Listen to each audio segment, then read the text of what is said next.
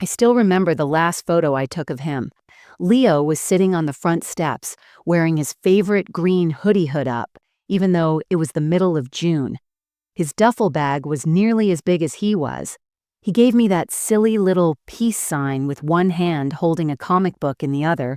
I told him to put the comic away, or he'd forget it at the bus stop. He just grinned and said, "I'll finish it on the ride." Promise that was the summer of 2000. I was 33 years old, already living in my own place, but I came home that morning just to send him off Camp Waverly. Had begged for weeks to go there, said every boy in his class was going, that they had a climbing wall canoe, races, campfire, it's everything a teen-year-old could dream of. Our parents weren't exactly thrilled. They were older by then, tired. They said it was too expensive, but I pushed for it.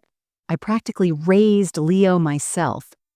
He used to call me his bonus mom, and he wasn't wrong. I was 15 when he was born, old enough to hold him, feed him, change him. He was the kind of boy who made you believe in wonder again.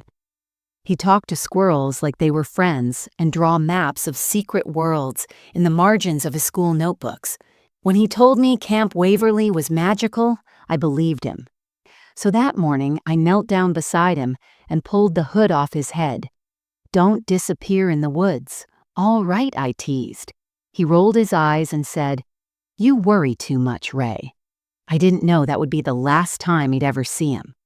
The next week, he was gone. Not came home early. Not got into trouble. Just gone camp. Called my parents first, said Leo hadn't shown up for morning roll call. They'd searched the cabins, the trails, the lake. Everyone was doing their best. It was chaos. They told me not to panic, but I already knew something was wrong. I remember standing in his empty room that afternoon, just staring at his unmade bed. His science trophy still sat on the shelf, a half-built Lego set on the carpet. And in that moment, the world I knew, quiet, warm, full of familiar routines, split in half. And what came after was 25 years of silence. 25 years of missing posters that faded in the rain, police reports that led nowhere, friends who stopped asking. The worst part, there was never a body, never a clue.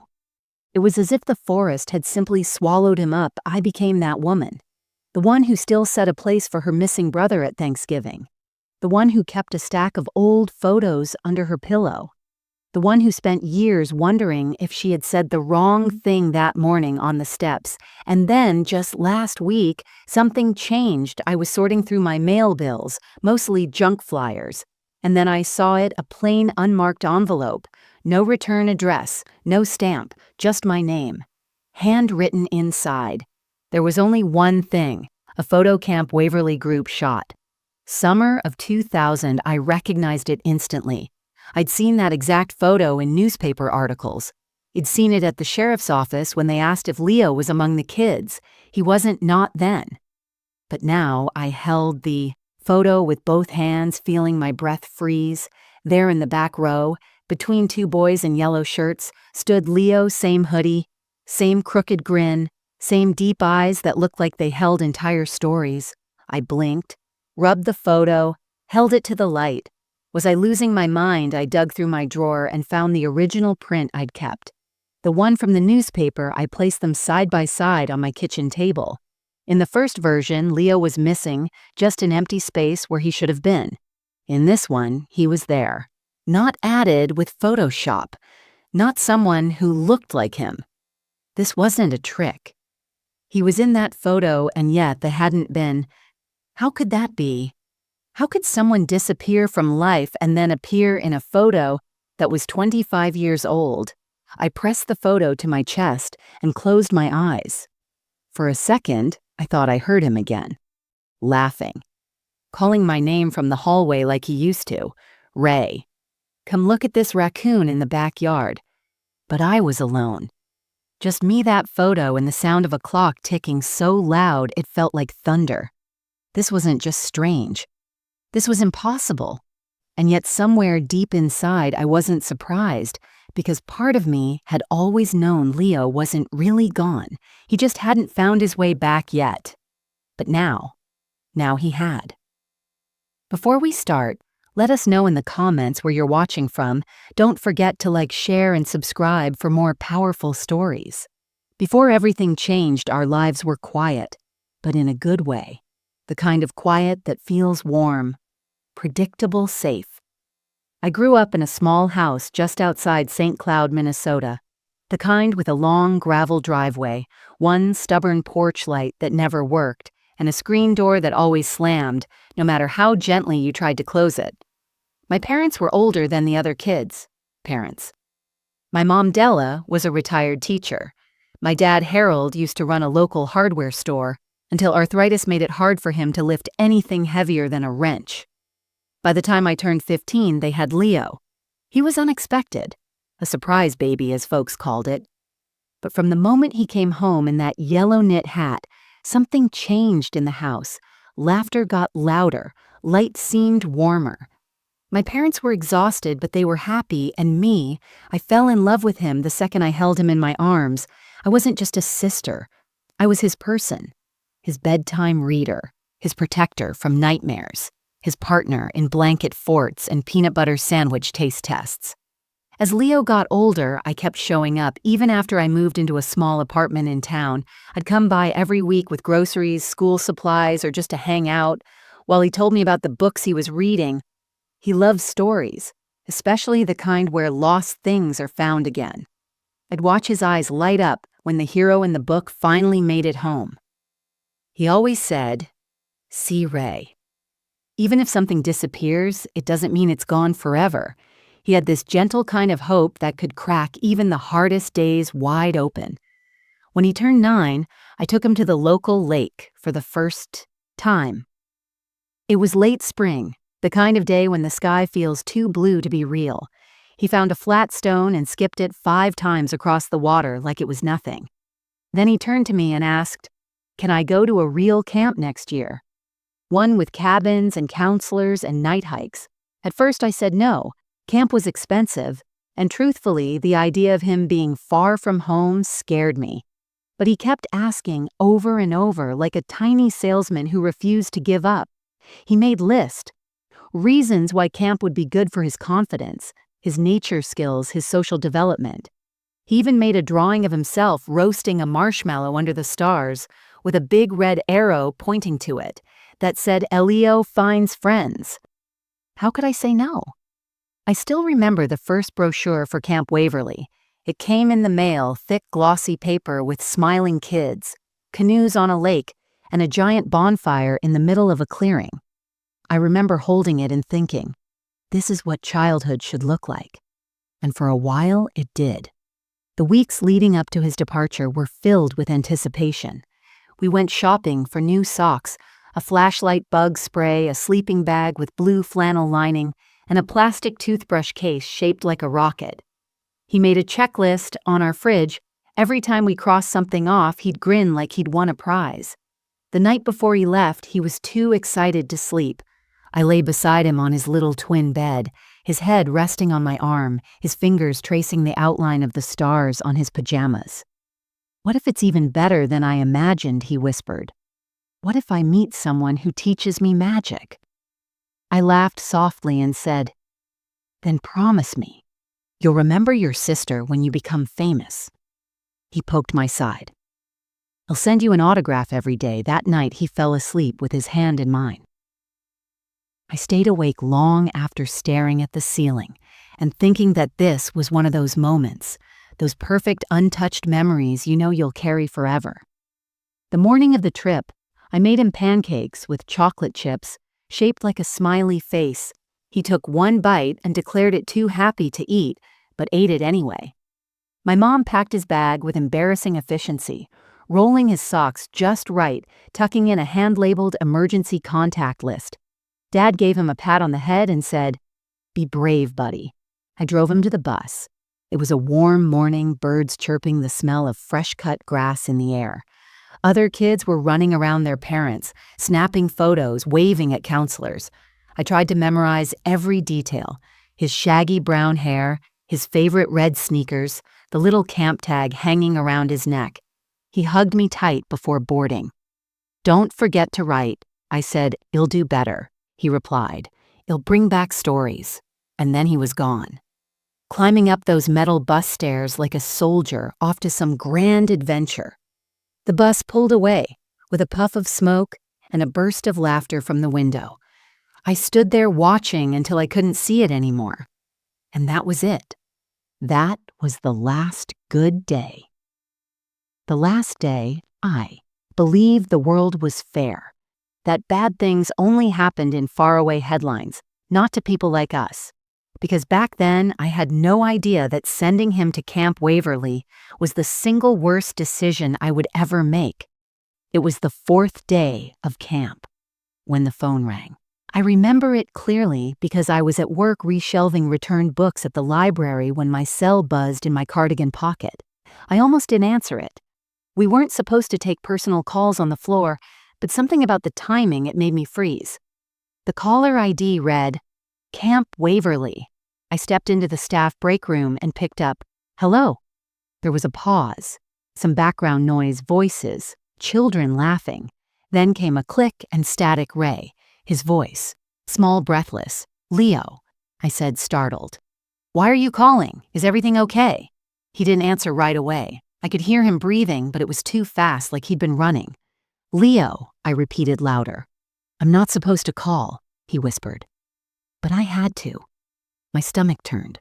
I pressed the phone harder to my ear. "What's going on?" He hesitated, and then he said the words that would rattle around in my brain for decades. "Some kids don't come back from the forest trail." Silence. I didn't know what to say. "What do you mean?" I finally managed. "Is this a camp story thing? Like a joke?" He didn't laugh. "No, it's real." His voice was flat, too serious for a 10-year-old, too cold. Then I heard someone shout his name in the distance. Another kid, maybe, or a counselor. Leo muttered, "I have to go," and the line went dead. That was it. A 20-second call that buried itself under my ribs like a splinter. But I tried to explain it away. When I called the camp back, the front desk attendant said the kids weren't allowed to use phones and that they didn't know how Leo got access to one. They assured me everything was fine. Had probably just gotten spooked by one of the ghost stories the older boys told at night. They all say things like that. The woman chuckled lightly. Forest trails, haunted bunkhouses, stolen candy. It's just kids being dramatic. We promise.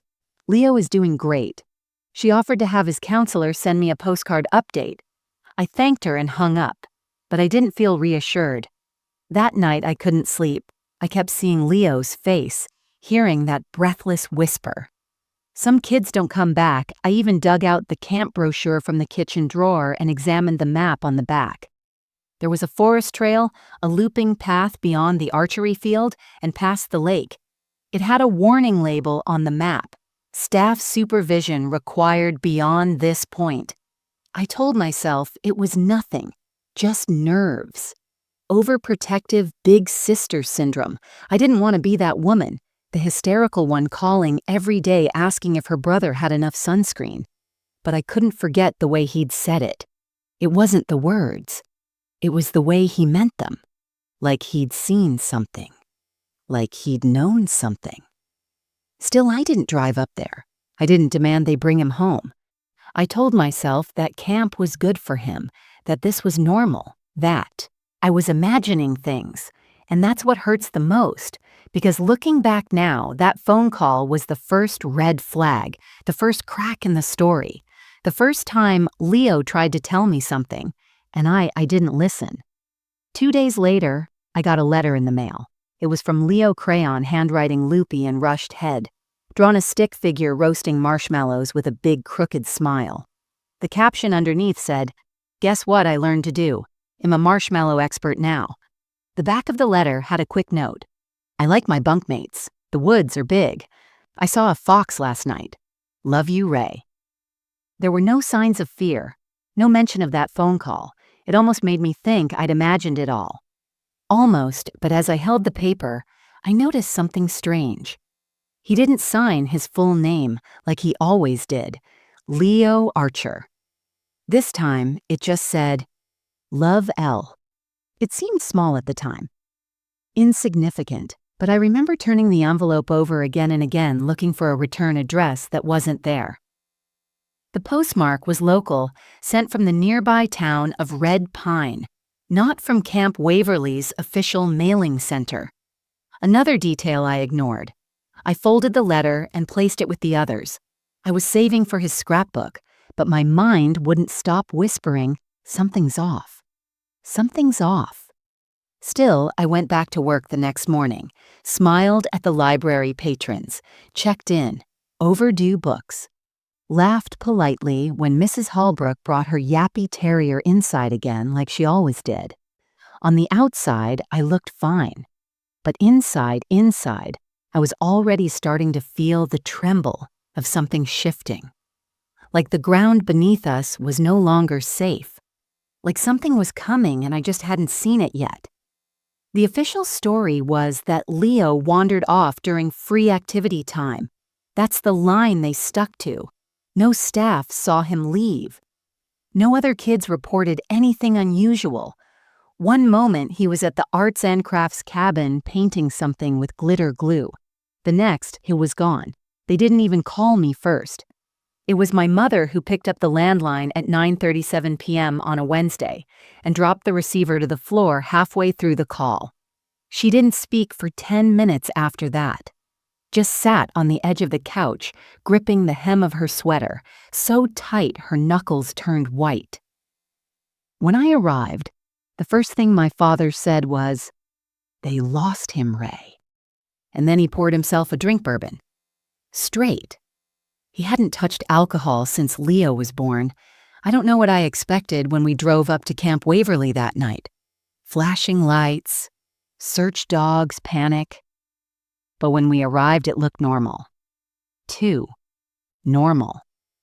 A camp counselor in flip-flops led us to the director's cabin and offered us lemonade. I still remember the paper cup sweating in my hand while they explained that missing camper situations are rare but not unheard of. Rare unheard of. He wasn't luggage. He was my brother. They said the trail cameras hadn't picked up anything. They said he probably got lost and they were actively searching. But something about the way they all avoided eye contact made my stomach twist. They let us look at his bunk. His toothbrush was still damp. His flashlight, the one I bought for him, was sitting neatly under his pillow. The crayon drawing he'd sent me was pinned to the wooden wall like a decoration. The only thing missing was Leo. And that's when the erosion began, not loud, not obvious. Quiet, subtle. Like being carved away one layer at a time. At first, it was the way people stopped saying his name. Even my mom, who used to call for him every morning just to come get the mail, stopped speaking of him aloud. My dad barely got out of bed. He sat in the living room with the TV on, watching static like it was news. Friends came by with casseroles and awkward hugs. They said things like, "Hell turn up," or "Kids are resilient." One even said, "Maybe he didn't want to be found." I wanted to scream. Instead, I smiled, politely, nodded and said, "Thank you." But inside, I was crumbling. Weeks passed.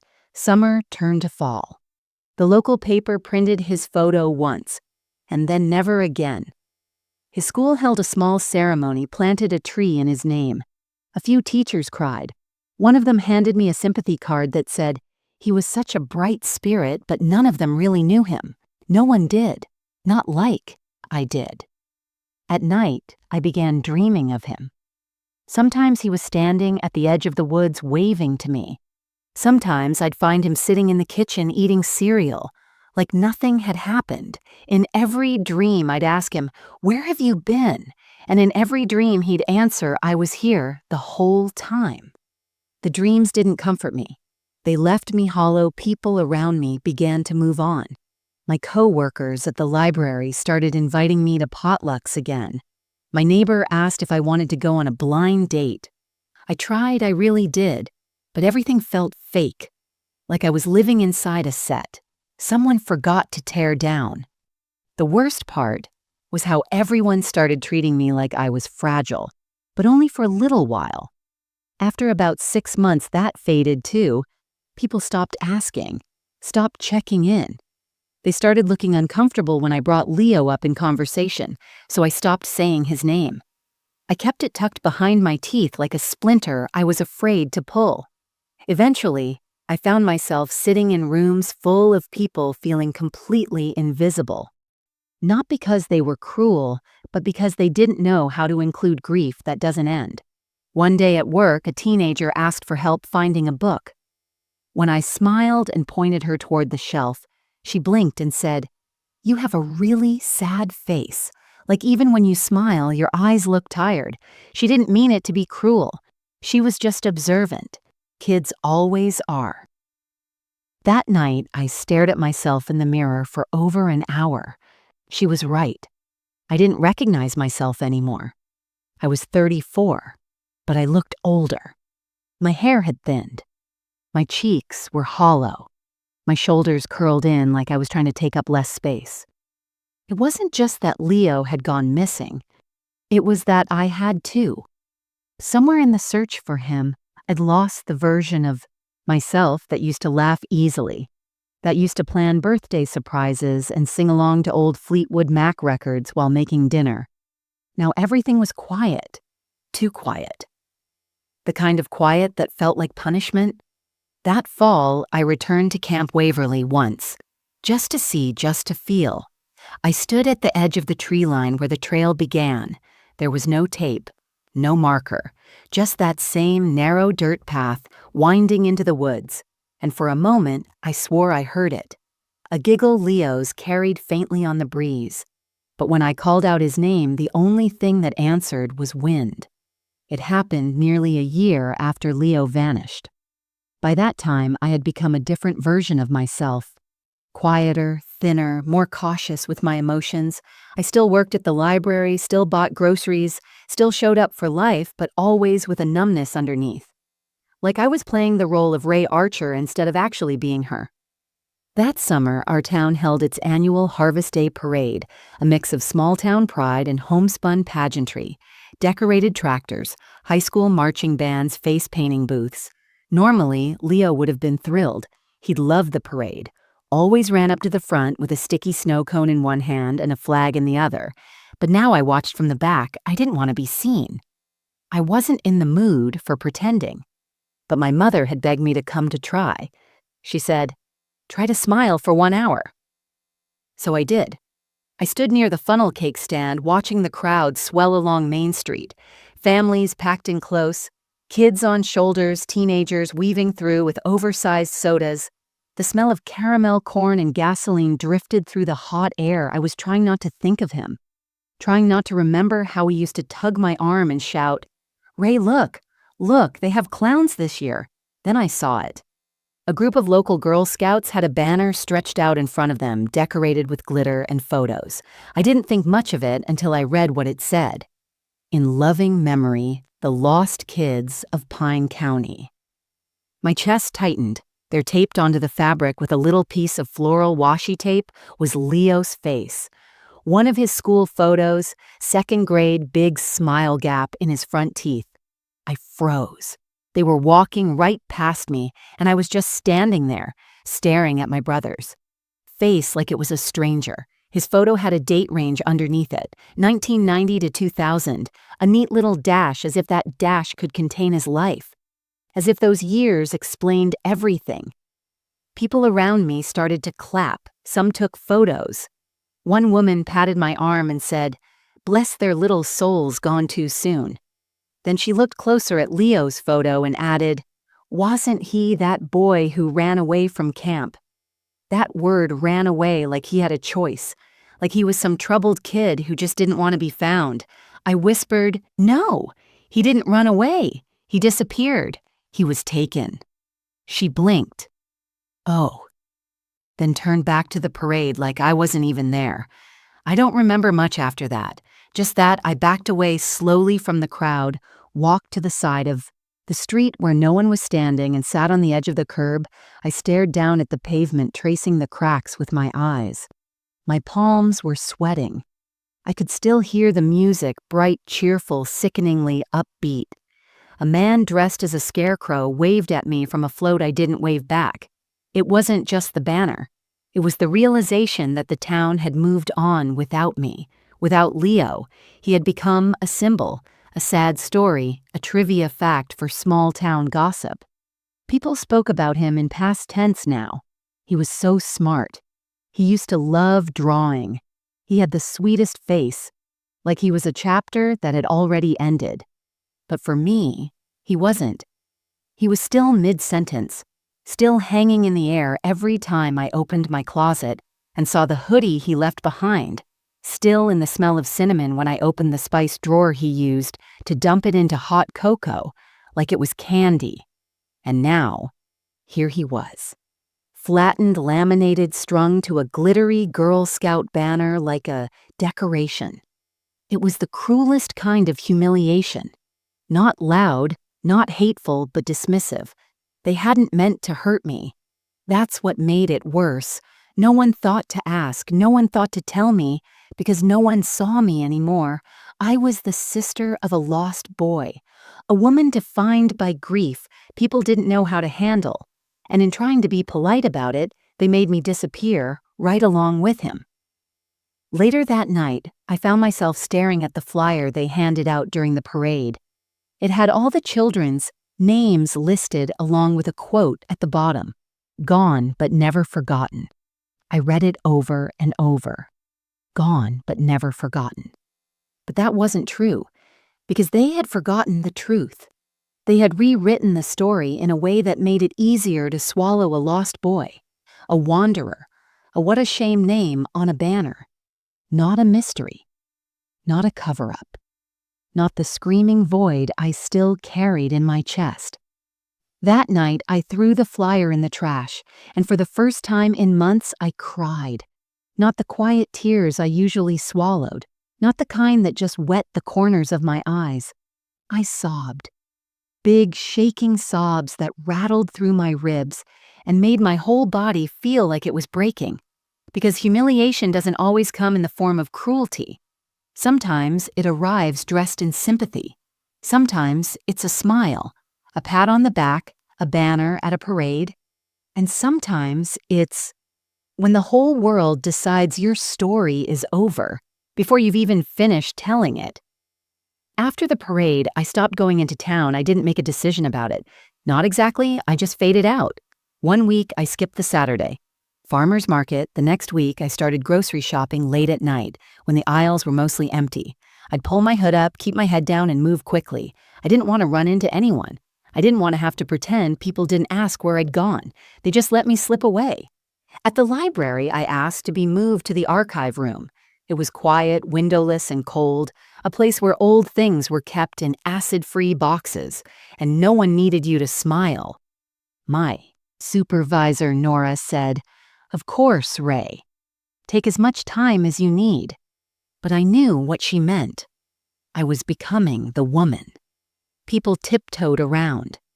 The poor sister of the missing boy. The one they said prayers for in church, but didn't invite to lunch afterward. No one knew what to say to me. Or maybe they just didn't want to be reminded of what can't be fixed, and I didn't blame them. Grief makes people uncomfortable. It lingers too long. It stains polite conversation. So I stopped forcing myself to show up. I gave up my lease and moved into my parents' old house after they passed within 6 months of each other, as if their hearts just gave up. The house had grown quieter than I remembered. The pictures on the wall seemed faded. Leo's bedroom was still the same, though dustier. His posters had curled at the edges. A single sock still hung off the foot of his bed, like it had been waiting all this time for someone to put it away. I couldn't bring myself to clean it. That summer, I turned 40. No party, no cake. Just a plastic-wrapped sandwich from the gas station and a long walk down by the creek we used to visit. I sat on the rock. Leo used to call the thinking throne, and I waited for something, a breeze, a sign, a feeling, but nothing came. I wasn't angry. I wasn't dramatic. There were no loud breakdowns or slammed doors. I was simply done. I stopped writing in my journal, stopped answering emails. I let birthdays go by without so much as a call. When people reached out, I replied with polite one-liners and then disappeared again. Eventually, even the calls stopped, and the most painful part. No one really noticed. It was as if it followed Leo into some invisible place, not gone, but no longer fully here. Some afternoons, I would lie on the floor of his room and stare at the ceiling, trying to remember what his laugh sounded like. Not the recordings, I had those, but the real thing. The sound that used to echo off the kitchen walls when I burned toast and blamed it on ghosts in the toaster. That sound had started to fade, and with it, something inside me began to fade too. There was no grand decision to walk away from the world, no dramatic farewell. It was quiet, a kind of internal exile. One morning, I stood at the mirror, brushing my teeth, and caught sight of myself, really looked. My skin was pale, my shoulders slumped inward. My eyes had no spark. I was still here physically, but everything else felt distant.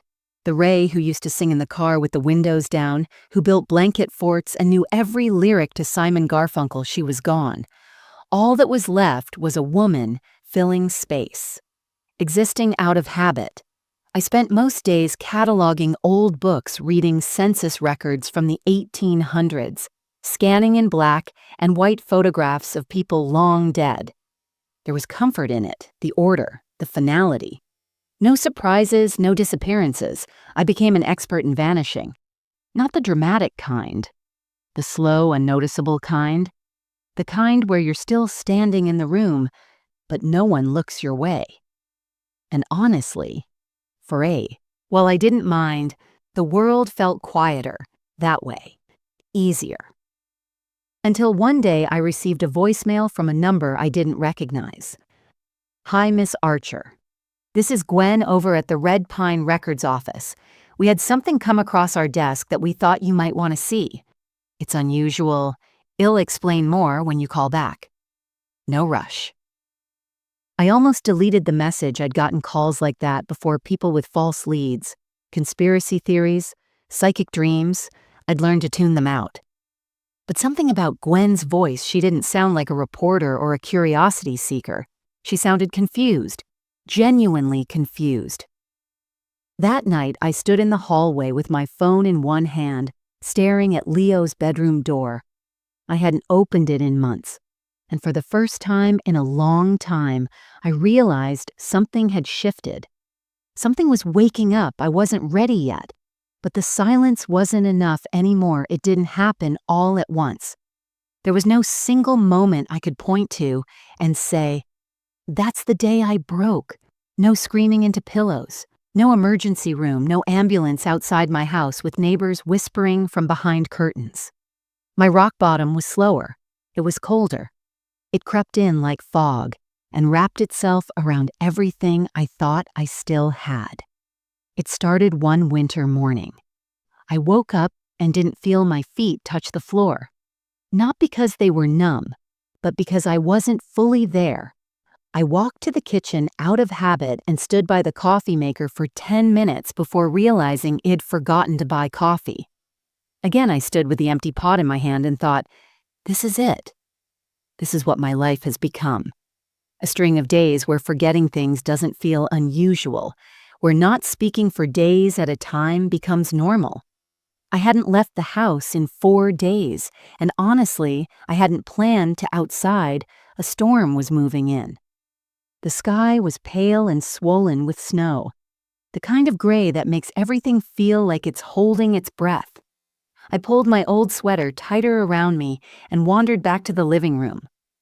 The Christmas lights were still half strung on the railing. Even though it was February, I'd started putting them up out of some sense of tradition, but lost the motivation halfway through. The box of decorations sat open on the floor like a question I didn't want to answer. I curled up in Leo's old blanket and sat on the couch, staring at the static on the TV screen. Not because I forgot to turn it to a channel, but because the noise was comforting. It filled the silence in a way nothing else could. That's when the heater died. Just a quiet click, and then nothing. The room grew cold fast. I didn't move. I told myself I'd fix it later, but I didn't. Instead, I walked to the hallway closet, pulled out a space heater from years ago, plugged it in near my feet, and wrapped the blanket tighter around me. I didn't call a repairman. I didn't text a friend. I didn't even post about it. Because by then, I had no one to call. At least no one who still answered. That night, I took a hot bath, just to feel warmth. I stayed in the tub until the water turned lukewarm and my fingers shriveled. The tile was chipped in the corner and a tiny spider had built a web between the sink and the wall. I watched it crawl up and down like it was the only living thing left in the house besides me. When I climbed out of the bath, I looked in the mirror. My reflection startled me. Not because of how tired I looked or how hollow my cheeks had become, but because I realized I hadn't looked at myself in weeks. I didn't know who I was anymore. Not Ray, the big sister. Not Ray, the daughter. Not Ray, the librarian. I was just a shape moving through an old house, a shadow with a heartbeat, and for the first time I let myself whisper it. What if he really is gone? What if the last thing Leo ever saw was the woods? What if I had failed him? What if that last hug on the driveway, that playful don't, disappear in the woods, joke I made, what if that was the last memory he carried of me? That thought shattered something inside me. I sank to the bathroom floor, the cold tile against my skin, and cried in a way I hadn't allowed myself to cry in years. Loud animal grief. Not just for Leo, but for the person I used to be, for the life I never got to have, for birthdays missed, for stories never told, for photographs never taken. Grief comes in waves.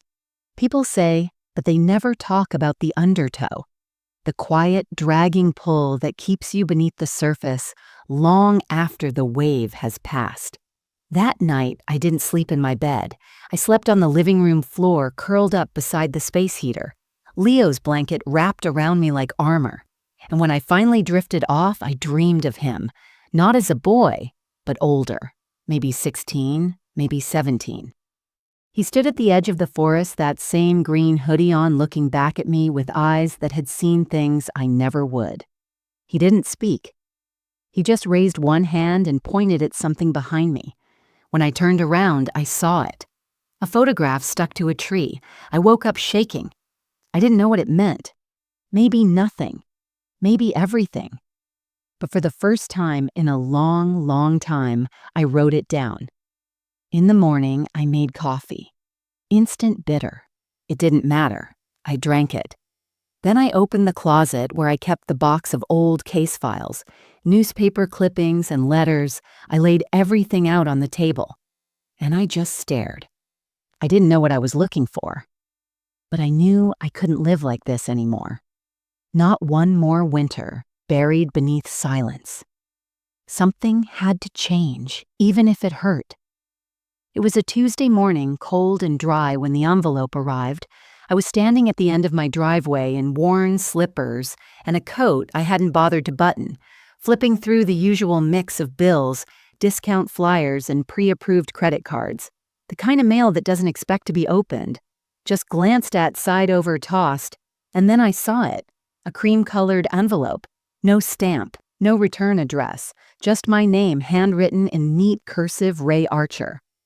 My heart slowed, then sped up. Not panic, just awareness, a shift in the air like the kind before a storm. It didn't make sense. No one called me Ray anymore. Most of my mail said Ms. Archer, or sometimes just current resident. This felt personal. I carried the envelope inside, holding it like it might shatter. I sat at the kitchen table, cleared a space between old newspapers and unopened cereal boxes, and opened it slowly, trying not to tear the paper. Inside was a single photograph, old sun-bleached, but instantly familiar. It was the group photo from Camp Waverly Summer 2000. I knew it well. I had studied that photo 1,000 times after Leo disappeared. He'd used it to try to remember names, trace the outline of shadows, measure spaces between children, hoping to find something, Anything that might explain how a boy could vanish in broad daylight. I held my breath and looked. 3 rows of kids, boys and girls in matching shirts, some sitting cross-legged, others standing behind with awkward preteen postures. A few counselors scattered in the back row, arms crossed, forced smiles. I scanned it the way I always did, bottom row, left to right, then the middle, then the back. And that's when I saw him, Leo, standing in the 3rd row, green hoodie, freckled cheeks. His grin crooked like he wasn't sure if he was allowed to smile. It was him.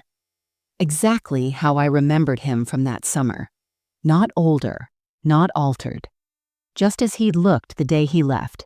My hands began to tremble. I dropped the photo on the table, then grabbed the original from my file box. The one I'd saved for decades, kept in a plastic sleeve studied like it held the meaning of life. I placed them side by side.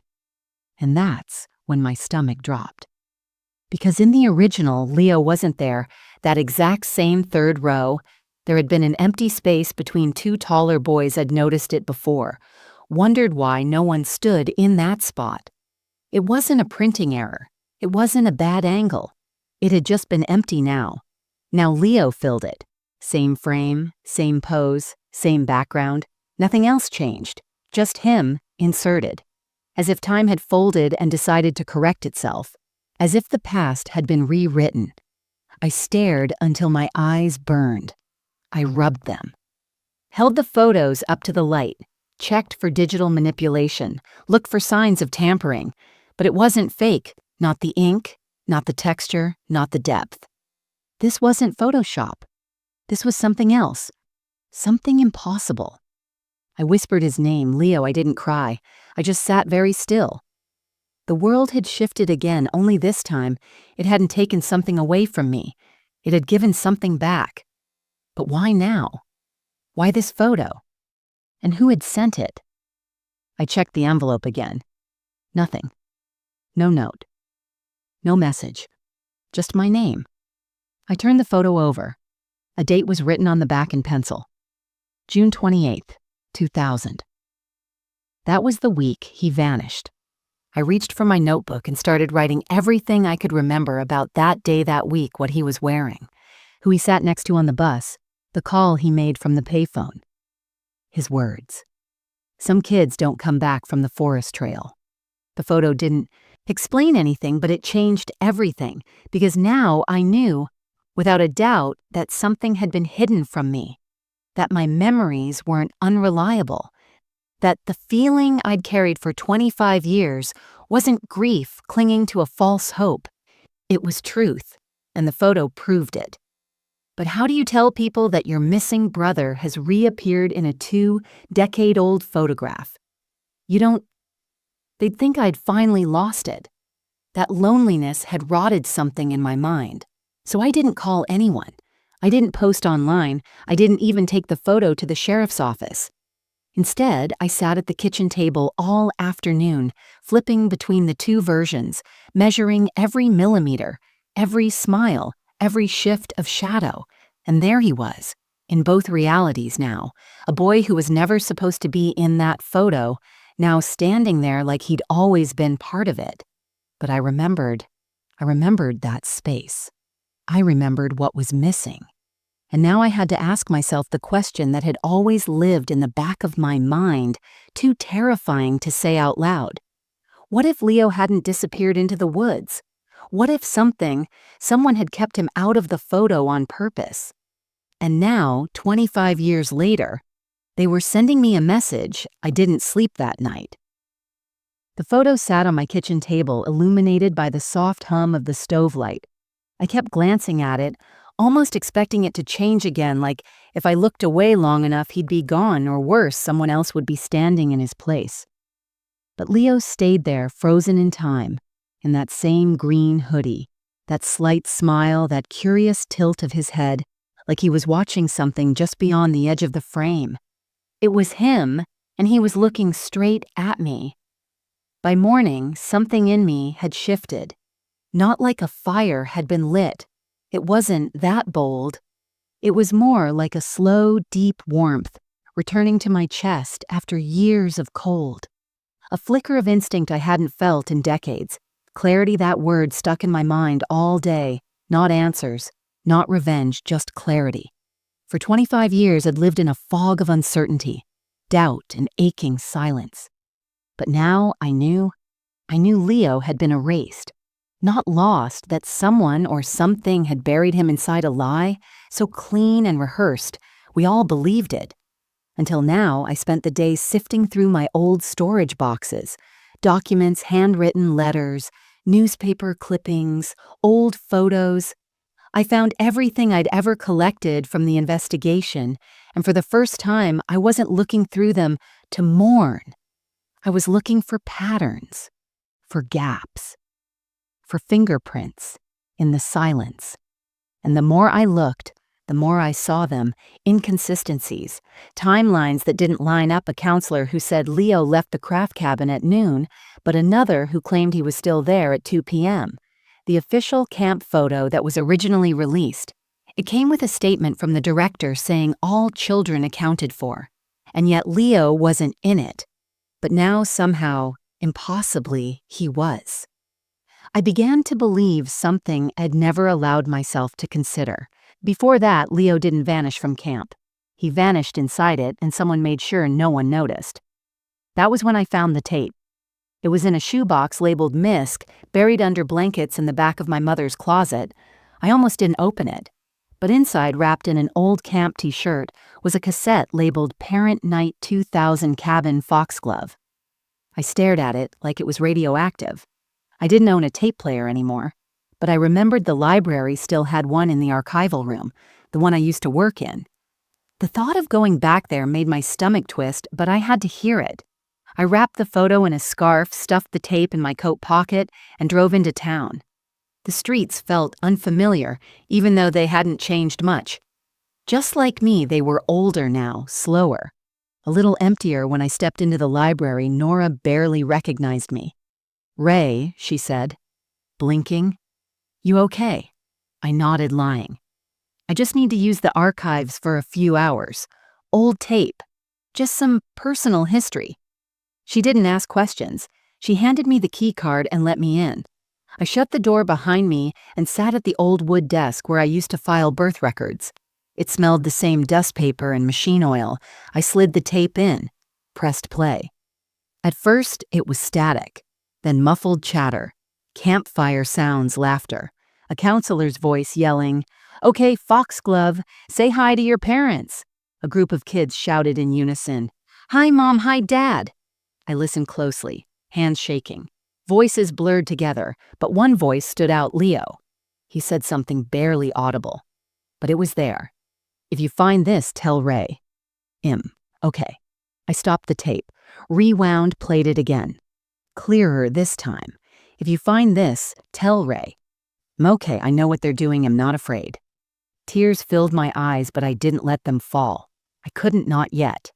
Because in that moment, the fog in my mind lifted for good. Leo had known. He wasn't just scared. He knew something. Something important. And for the first time in a long time, I saw myself not as a victim of a story someone else had written, but as a witness and a keeper of truth. I wasn't just Leo's sister anymore. I was his voice, and I was going to use it. I spent the next 2 hours printing camp staff rosters, digitizing the tape, and scanning the altered photo. When I left the building, the wind felt different, sharper, cleaner. Like it was clearing space for something new. That night, I sat on my porch for the first time in years. I looked up at the stars and whispered, "I see you now, Leo." And though the sky stayed quiet, I felt something shift in my chest, like a weight had cracked just slightly. This wasn't over. Not anymore. I didn't tell anyone what I was doing. Not because I was afraid, not anymore, but because I knew silence was the only power I had left. For 25 years, people had told me to move on, accept it, let it go. And I had. I'd gone quiet, disappeared into the background like they wanted. But now my silence had purpose. I started small. Quiet, methodical steps, the kind that don't leave. Footprints. The first thing I did was request public records camp permits, staff contracts, incident reports, anything related to Camp Waverly. From 1999 through 2001, I told the clerk it was for a personal family case, and she didn't ask questions. She emailed me, scanned documents in PDF form. A week later, I printed every page, flagged inconsistencies, and highlighted names that kept repeating Sam Trenner, head counselor, Foxglove Cabin. Name appeared on 3 different reports, once as a staff reference, once as a witness, once as a not available for comment. Interesting, I started building a timeline. Leo arrived at camp on June 24th, 2000. He vanished on June 28th. 4 days. 4 days of journals, phone calls, and photographs. 4 days that had lived inside my head for half my life. I created a folder on my computer.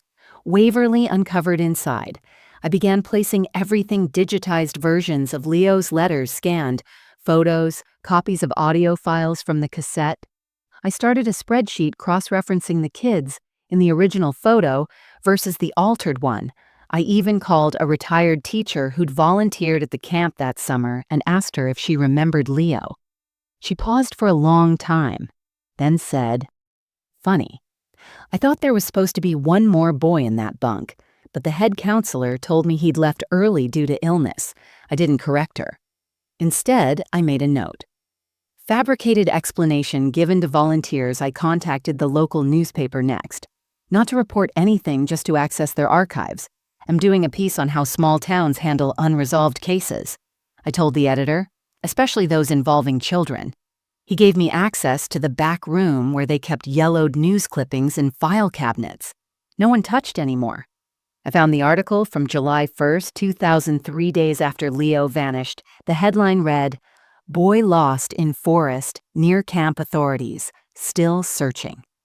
But beneath that was a quote from camp director Warren Beltran. "We have no reason to believe this is anything more than a child who wandered too far.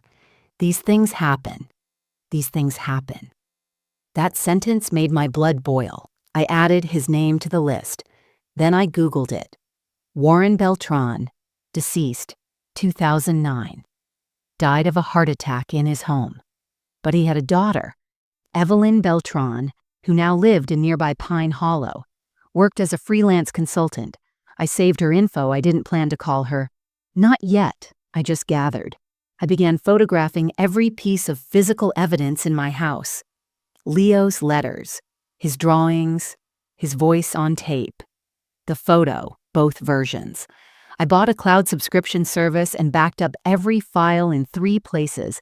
I didn't know who I was protecting it from. But I'd learned by now the truth is only as powerful as your ability to keep it.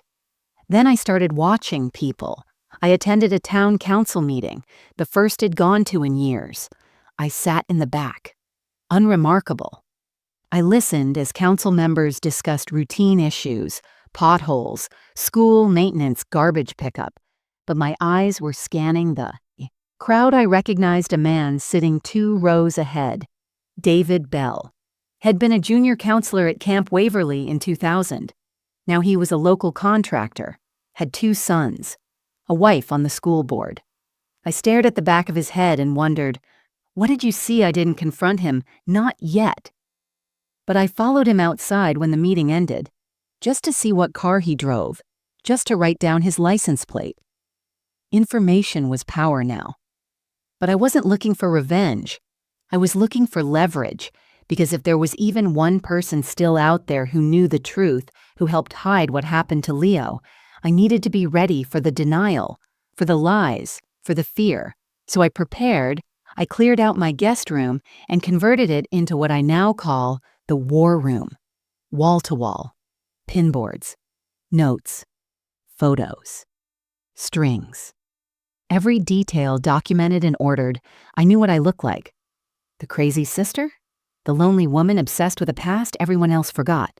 But this time, I didn't care. I wasn't chasing ghosts anymore. I was building a case, quietly, deliberately, with no press, no drama.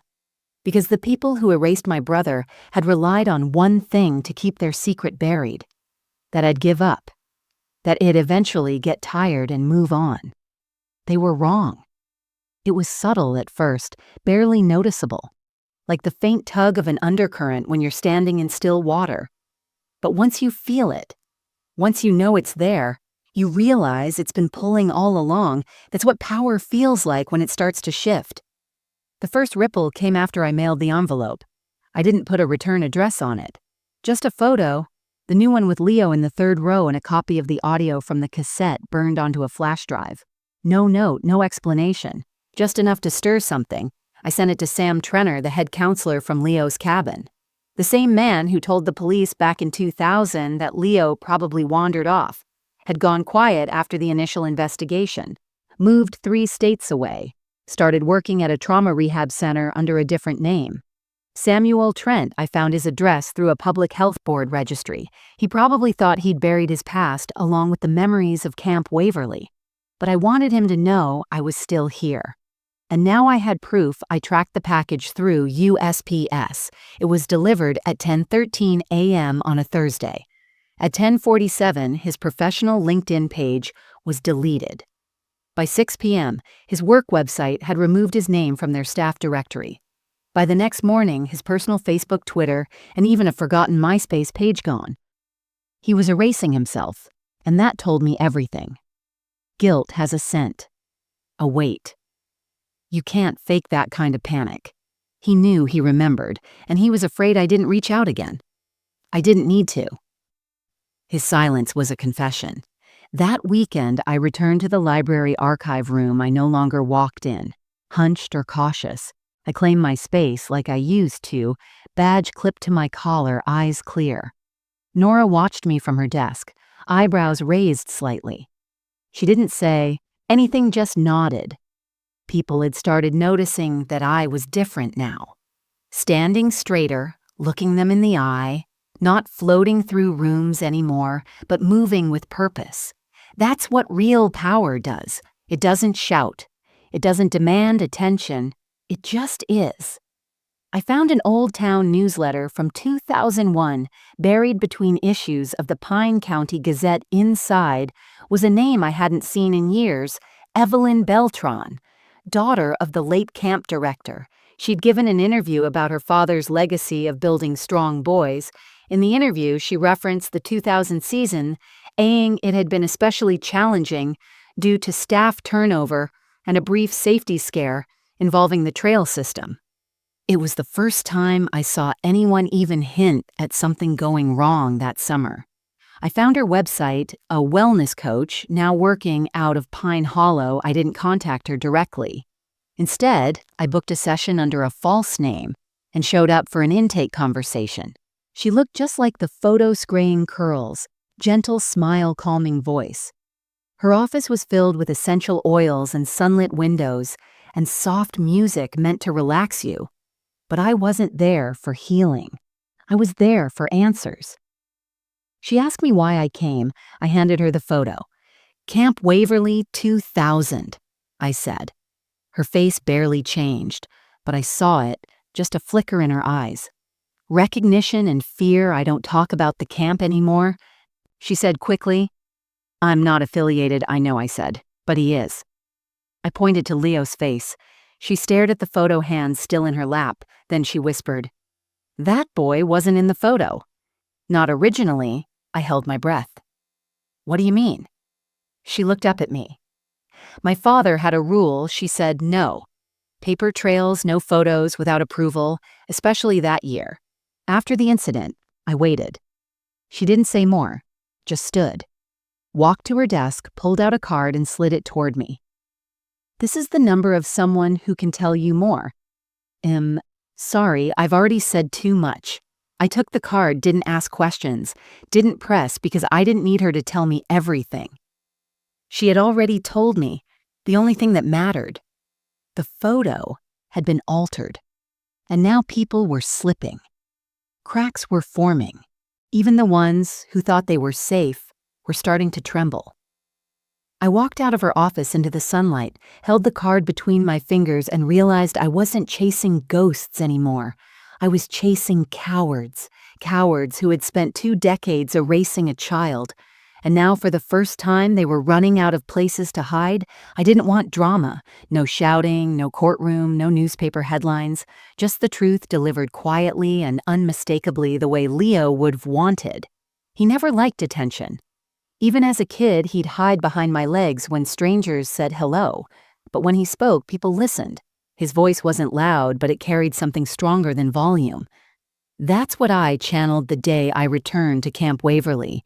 It was early autumn, leaves crunching underfoot, the air sharp with the scent of pine and old rain. The camp hadn't changed much. The gravel path still curved around the lake. The cabins still lined up in tidy rows like obedient children, but it felt different. Like walking into a room where a secret had been whispered for so long it had soaked into the walls.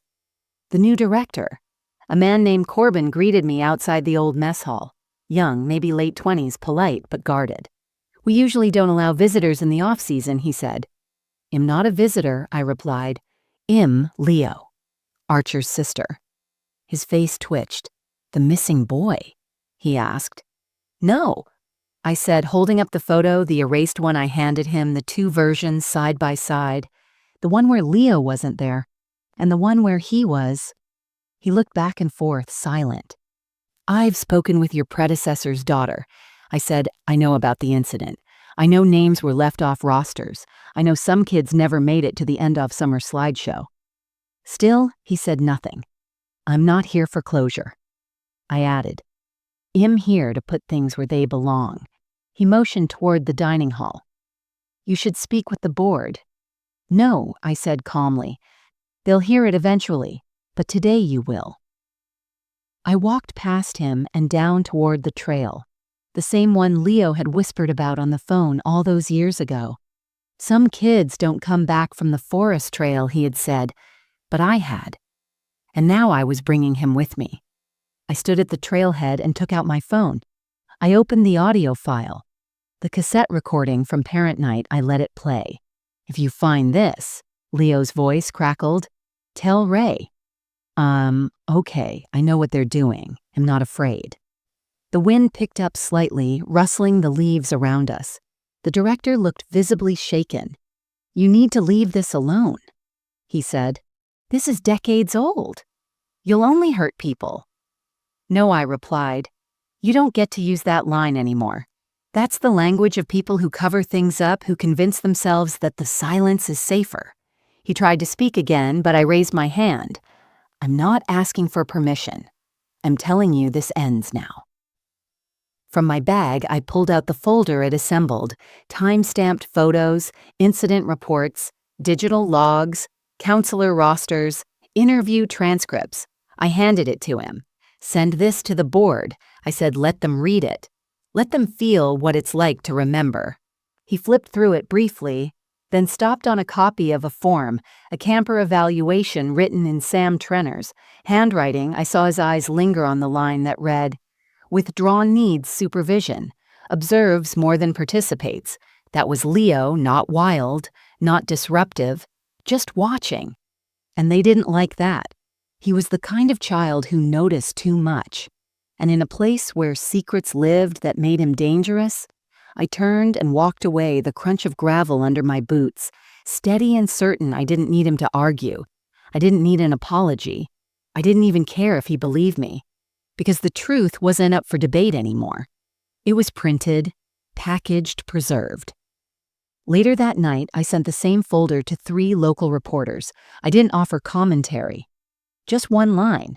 "This boy disappeared in 2000. The photo proves he was never meant to be seen again." I attached both versions, and the audio clip. By morning, my inbox was full. The story was starting to spread, not wildly, not virally, but in the quiet, unsettling way the truth always does. People were beginning to talk again, but this time they looked over their shoulders. This time, they were the ones being watched. 3 weeks after I delivered the folder, the first real consequence finally came. It didn't arrive with sirens or lawsuits. It came with silence, the kind that makes people nervous. The Camp Waverly website went dark overnight. No announcement, no maintenance page, just gone by morning. The homepage displayed nothing but a white screen and a 404 error. The quietest confession I'd ever seen. I checked the domain's registration. It had been deactivated. Permanently, I didn't smile. Not exactly, but I breathed deeper. I knew that wasn't the end. It was only the first stone tipping. The others were already beginning to wobble. 1 week later, an article appeared in the Pine County Herald small headline. Page 6, local summer camp under scrutiny for missing records allegations from past staff. It mentioned a woman who had recently come forward with compelling documentation. It didn't name me, but it named Leo. And that was enough. My hands shook as I read it. Not because I was scared, but because finally, someone else was saying his name again, and not as a footnote, as a person. Then came the letter. It was slipped under my door one evening. No envelope, no handwriting on the outside. I found it when I came back from the grocery store. Just lying there like it had been waiting all day. Inside was a single page, typed, no signature. It read, "We didn't know what would happen that night. We were told to follow orders, not to ask questions. He saw something he shouldn't have. That's all I can say." I'm sorry, I stared at those lines until they blurred. Part of me wanted to crumple it. Burn it, scream. But I didn't, because deep down I already knew Leo had always seen too much, heard too much, trusted too easily. Something had happened in those woods, not an accident, not a simple missing child case. Something organized, controlled, quietly covered. And now the ones who buried it were beginning to dig it back up, afraid of what else might surface. That weekend, I received another package, this one from a law firm in Red Pine, a small local office I'd never heard of. Inside was a letter of disclosure. Apparently in 2001, Camp Waverly's private insurance had paid out a closed settlement to a former staff member. No public record, no victim named, but the clause included a non-disclosure agreement, and the document was signed by Sam Trenner. So there it was. Proof. A silencing. Legal, hidden, bloodless. They'd paid to keep something quiet, and all these years later, that something had a name. Leo, I photocopied every page and stored it with my files. I sent copies to the reporters, and then I let it go. Not the truth. Not the mission, but the weight. For the first time in decades, I didn't wake up to grief sitting on my chest. I didn't walk through my house as if I was trespassing in someone else's story. I belonged again to myself, to my brother, to a truth that finally stood up straight. Then one evening, something happened. He'll never forget I was cooking dinner, just something simple, grilled cheese and soup, when the doorbell rang. I rarely answered it these days, but this time I did. Standing on my porch was a boy. Maybe 10 freckles, brown eyes, a green hoodie zipped halfway up his chest. He looked so much like Leo. I forgot how to speak. "Are you Ray?" He asked, polite but direct. I nodded hard in my throat. He handed me a small envelope. "It's from my mom," he said. "She told me to bring it to you, but she said I couldn't stay." Then he turned and ran down the steps before I could even open my mouth. I stood there in the doorway, frozen. When I finally opened the envelope, inside was a note written in tight, careful handwriting. "You don't know me, but I knew your brother. We were in Cabin Foxglove together. He helped me hide. He told me to stay quiet. I've carried it my whole life. Thank you for not forgetting him." Underneath was a single photograph. It showed 2 boys sitting by a creek, Leo and someone else I didn't recognize. They were laughing, really laughing. Not posed. Not stiff. Joyful. I stared at that photo for what felt like hours, and for the first time I let the tears come. Not out of sadness, but release. Because justice doesn't always look like courtrooms. Sometimes it looks like truth. Cracking through concrete, Sometimes it's a website shutting down a counselor going silent, an anonymous letter tucked under your door. And sometimes it's a child years later saying thank you without even knowing what he's thanking you for. That was my final justice. Not punishment, not revenge, but remembrance. Leo had been seen, not just by me, but by the world, and nothing could erase him again. It had been nearly 3 months since the story surfaced in the Pine County Herald.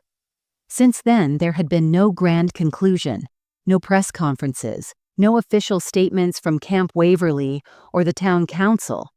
Just a slow, rippling silence, the kind that creeps into places where shame once lived.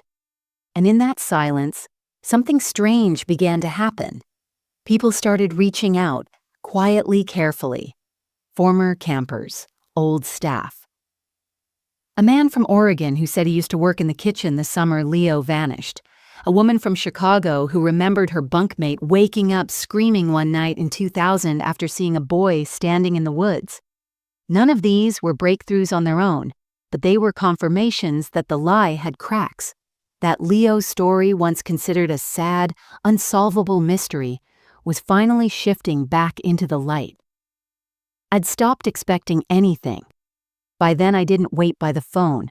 I didn't scan the news. I had learned to live inside my life again. Not just as Leo's sister. Not just as the woman who refused to let go, but as someone rebuilding quietly, steadily. So when I saw the email from the name Jonas Archer, I almost didn't open it. It arrived late one night, 2:11 a.m. I was up drinking tea, sorting through old file folders ready to finally close the war room I'd created. The email subject line said simply, "Can we talk? My breath caught Jonas Archer. My cousin, I hadn't heard from him in almost 15 years. He was 3 years older than me, lived on the West Coast and had cut contact with the family after a long ago inheritance dispute. I barely remembered we'd grown up together.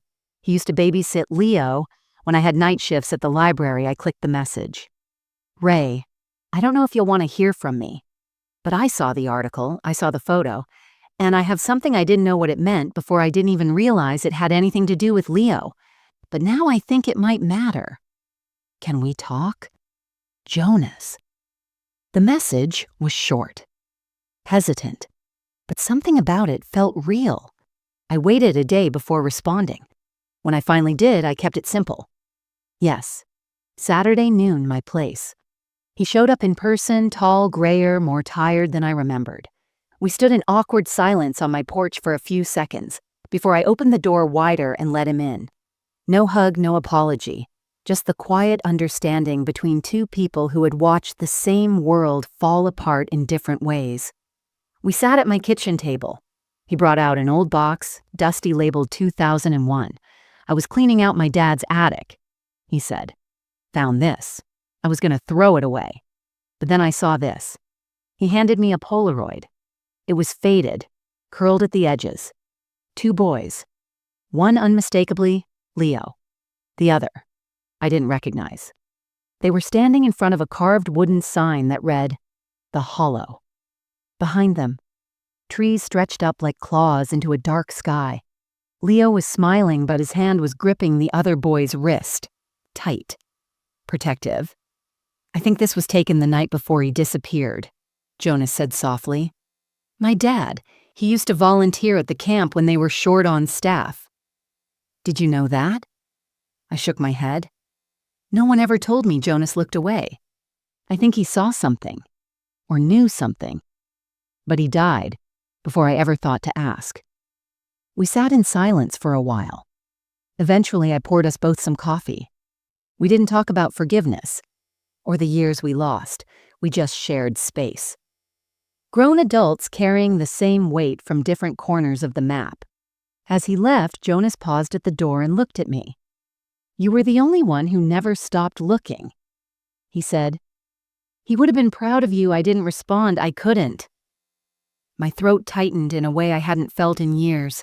That night, I took out every photo I had of Leo, spread them out across the floor from baby pictures to the final image of him in the camp group photo. In all of them, he had that same expression, like he was just on the verge of telling a story, like he knew something the rest of us hadn't figured out yet. For a moment, I wondered what he would think of me now, of what I'd become, what it uncovered, and then I realized I didn't need his approval. Not anymore. Because somewhere along the way I had stopped being the girl who needed to be told she was doing the right thing. I had become the woman who knew it for herself. The last time I visited the woods behind Camp Waverly, it wasn't to search. It was to say goodbye. Not the kind of goodbye that comes with surrender, but the kind that comes with peace. I parked by the gate just before sunset.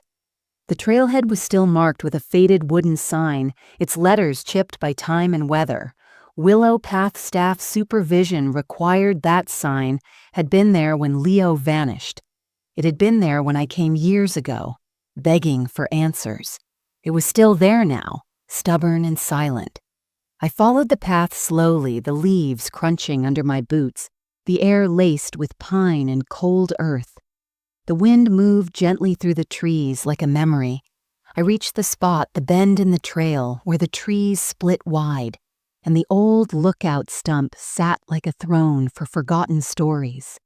It was where Leo once told me he saw a fox, where he'd drawn maps of secret forests and whispered legends he half invented, half believed. I stood there alone and took the photo from my pocket, the new one, the impossible one. Leo in the third row between two boys who never even remembered him being there. His green hoodie. That same grin, I tucked it into the bark of the old stump and stepped back.